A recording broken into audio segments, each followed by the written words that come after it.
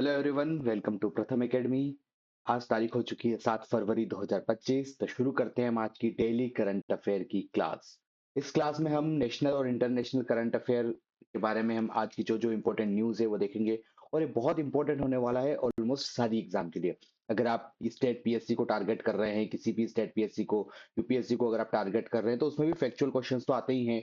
SSC को आप target कर रहे हैं, एसएससी सीजीएल या फिर एनटीपीसी को आप टारगेट कर रहे हैं, किसी भी एग्जाम को आप टारगेट कर रहे हैं, तो सबके लिए आपका डेली करंट अफेयर की एक क्लास बहुत ही इंपॉर्टेंट होने वाली है।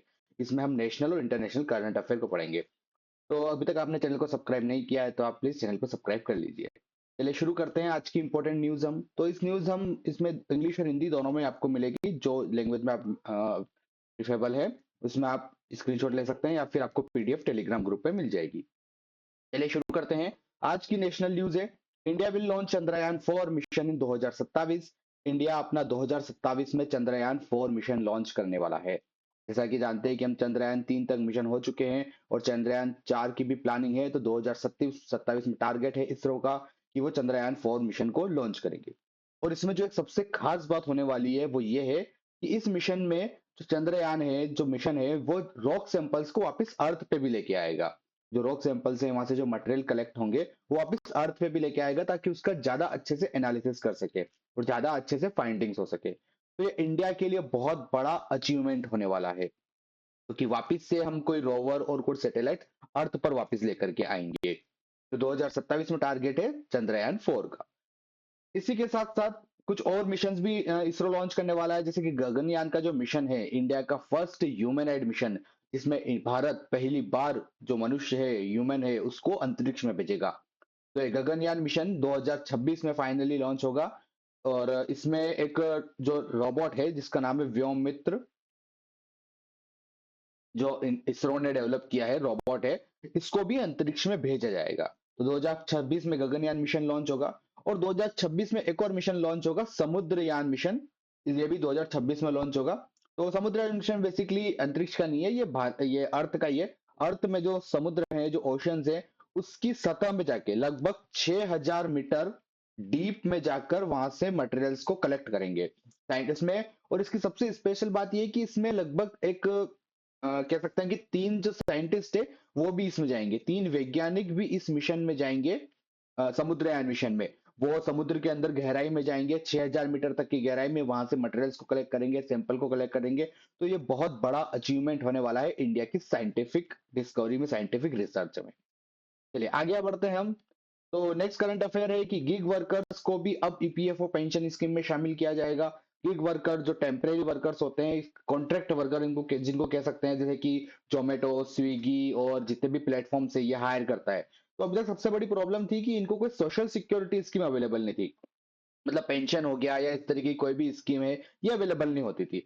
तो अब गवर्नमेंट ने डिसीजन लिया है कि जो ईपीएफओ की पेंशन स्कीम है, जिसके अंदर गवर्नमेंट और प्राइवेट एम्प्लॉयज भी होते हैं, जिनको पेंशन मिलती है, एक सोशल सिक्योरिटी होती है, तो उसके अंदर में गिग वर्कर्स जो होते हैं उनको भी शामिल किया जाएगा।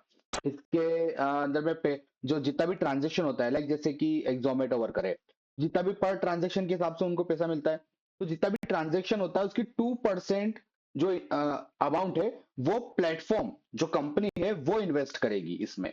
इसमें जो वर्कर है, जो एम्प्लॉय है, उसको कोई इन्वेस्ट करने की जरूरत नहीं है। जो प्लेटफॉर्म है, जो कंपनी है, वो इसमें इन्वेस्ट करेगी, जितना अमाउंट ट्रांजेक्ट हो रहा है उसका 2%। और उसके हिसाब से फिर उसको पेंशन में इंक्लूड किया जाएगा। तो ये बहुत अच्छा इनिशिएटिव है।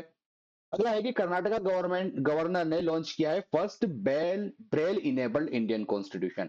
एक ब्रेल इनेबल्ड इंडियन कॉन्स्टिट्यूशन, ताकि ताकि जो दिव्यांग हैं, जो देख नहीं सकते हैं, वो भी इसको रीड कर सकें। शंकर आई हॉस्पिटल का। अगला है कि 2 new species of green cardamom discovery. Green इलायची, हरी इलायची की नई 2 प्रजातियां खोजी गई है, जिनका नाम है एलेट्रिया फेसी और एलेट्रिया ट्यूलिपिफेरा। तो ये केरल में खोजी गई है। तो ये क्वेश्चन इस तरीके से आते हैं कि लाइक एलेटेरिया फेसी या फिर एलेटेरिया ट्यूलिपिफेरा, ये किसकी स्पेसीज है? तो ये ग्रीन कार्डमम, हरी इलायची की प्रजातियां हैं, जो कि केरल में खोजी गई है। आगे चलते हैं हम कि इंडिया का फर्स्ट फेरेट रिसर्च फैसिलिटी ये फरीदाबाद में लॉन्च होने वाली है। भारत की पहली फेरेट अनुसंधान सुविधा फरीदाबाद हरियाणा में लॉन्च होने वाली है। तो फेरेट रिसर्च, इसमें बेसिकली एनिमल से संबंधित रिसर्च की जाएगी। एनिमल की डिजीज से संबंधित, जो जानवरों में जो बीमारियां हैं, डोमेस्टिक एनिमल्स हैं, तो उनकी जो डिजीजेस हैं, बीमारियां हैं, उससे संबंधित यहाँ पर रिसर्च की जाएगी। तो ऐसी इंडिया की first ferret research facility Faridabad Haryana में लॉन्च होने वाली है। नेक्स्ट है इंडिया का export achieve, India has achieved export target of 778 billion. India ने 778 बिलियन का अपना एक्सपोर्ट टारगेट अचीव कर लिया है, और ये 2023-24 का डेटा है जो कि रिलीज हो रहा है। तो हमारा जो एक्सपोर्ट है, जो हम निर्यात करते हैं बाकी देशों को, वो बढ़ गया है और 778 बिलियन के आसपास वो हो गया है। तो ये भी इंडिया के लिए बहुत अच्छा अचीवमेंट है। आगे हम देखते हैं, अगला करंट अफेयर है 15th international world pharmacopoeia meeting held in new Delhi. तो जो इंटरनेशनल वर्ल्ड फार्माकोपिया की मीटिंग है, जो बेसिकली फार्मास्यूटिकल कंपनीज वगैरह, रिसर्चर वगैरह, साइंटिस्ट इसमें इंक्लूड रहते हैं, तो दवाइयों से संबंधित, फार्मास्यूटिकल से संबंधित। तो 15th इंटरनेशनल इसकी जो मीटिंग थी वो न्यू दिल्ली में रिसेंटली हेल्ड हुई है, न्यू दिल्ली में रिसेंटली हुई है। ठीक है, तो ये कुछ टारगेट, ये कुछ करंट अफेयर है। उसके बाद देखते हैं अगला important current affair, Karnataka has been declared Naxal free state recently after the last known Naxalite surrender. Karnataka को फाइनली नक्सल फ्री राज्य घोषित कर दिया गया है। तो ये भी कर्नाटका के लिए एक बहुत बड़ा अचीवमेंट है। धीरे धीरे नक्सलाइट की जो प्रॉब्लम है वो इंडिया से काफी कम होती जा रही है। रिसेंटली भी हमने देखा है कि काफी कम ये प्रॉब्लम हो गई है। और तो नक्सल फ्री स्टेट कर्नाटका को डिक्लेयर कर दिया है। ये कर्नाटक राज्य को नक्सल मुक्त राज्य घोषित कर दिया गया है। अगला है इंडिया एरो इंडिया शो, जो कि एरोस्पेस से संबंधित है। तो ये होगा बेंगलुरु में 10 फरवरी से 14 फरवरी पर, जिसमें इंडिया भी अपने कई सारे नए नए इन्वेंशन, कई सारी उसमें कंपनियां आती है जिन्होंने एयर जो एयरप्लेन है या फिर इस फील्ड में उन्होंने कुछ नया इन्वेंशन किया है। कई सारे ड्रोन्स, कई सारे एरोप्लेन के नई चीजें इसमें, टेक्नोलॉजी इसमें जो होता है उसका एक्सपो होता है।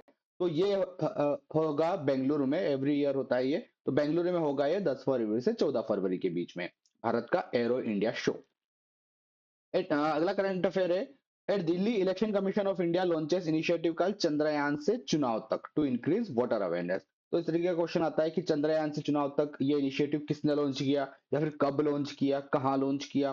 तो रिसेंटली दिल्ली में जो असेंबली के चुनाव हुए हैं, असेंबली के इलेक्शन हुए हैं, तो उसमें चुनाव कमीशन, जो हमारा कमीशन है, उसने चंद्रयान से चुनाव तक ये एक इनिशिएटिव लॉन्च किया था, ताकि वोटर्स का अवेयरनेस इंक्रीज कर सके, लोगों में जागरूकता बढ़ाने के लिए वोट के प्रति। तो ये दिल्ली में लॉन्च किया था। नेक्स्ट है, India ranked 12th in the world most powerful countries. World की सबसे महत्वपूर्ण पावरफुल कंट्री में इंडिया को 12th नंबर पर रखा है। थर्ड को थोड़ा सा कम रैंक रखी है यहाँ पर फोर्ब्स मैगजीन ने। फोर्ब्स मैगजीन ने 12th नंबर पर रखा है, वैसे तो थोड़ा ऊपर रखना चाहिए था, पर 12th नंबर पर रखा है फोर्ब्स मैगजीन ने 2025 की वर्ल्ड की सबसे पावरफुल कंट्रीज में, 12वें नंबर पर। अगला है, Israel has been withdrawn from UNHCR. ये कुछ इंटरनेशनल करंट अफेयर देख रहे हैं। इजराइल ने भी यूएनएचआरसी, जो यूनाइटेड नेशन का मानवाधिकार परिषद है, ह्यूमन राइट कमीशन है यूनाइटेड नेशन का, उससे खुद को विड्रॉ कर लिया है। ये न्यूज हमने कल भी देखी थी कि कल यूएसए ने अपने आप को विड्रॉ कर लिया है। तो जो यूएसए के प्रेसिडेंट हैं डोनाल्ड ट्रंप, उन्होंने एक एग्जीक्यूटिव ऑर्डर साइन किया था, जिसमें उन्होंने यूएसए को यूएनएचआरसी से अलग कर लिया है। अब उसी को फॉलो करते हुए इसराइल ने भी अचीव खुद को अलग कर लिया है, क्योंकि काफी सारे वहां पे इश्यूज हो रहे हैं पैलेस्टीन में, गाजा पट्टी में। तो इसराइल ने भी खुद को यूएनएचआरसी से, ह्यूमन राइट कमीशन से अलग कर लिया है। अगला है, Spain has decided to reduce working hour of employee in a week 37.5 hour. Spain एक ऐसी कंट्री बन चुकी है जिसने 40 घंटे की बजाय 37.5, 37.5 घंटे कम, 37.5 घंटे करने का डिसीजन लिया है वर्किंग आवर 1 वीक में। ठीक है, यहाँ पे हम देख सकते हैं कि 37.5 आवर्स करने का डिसीजन लिया है 40 आवर्स से। तो ये बहुत बड़ा डिसीजन है। तो ये कुछ इंपॉर्टेंट करंट अफेयर्स हमने देखे थे, नेशनल और इंटरनेशनल करंट अफेयर। और मेरा एम यही रहता है कि आपको जल्दी से जल्दी कम टाइम में जो भी इंपॉर्टेंट न्यूज है डे की, वो आपको कवर कर दूं। तो ये थोड़े से करंट अफेयर है, लेकिन ये बहुत ही इंपॉर्टेंट है। तो ये सारे करंट अफेयर आज की न्यूज के लिए बहुत इंपॉर्टेंट है। आपने चैनल को सब्सक्राइब नहीं किया तो आप चैनल को सब्सक्राइब कर लीजिए। Thank you.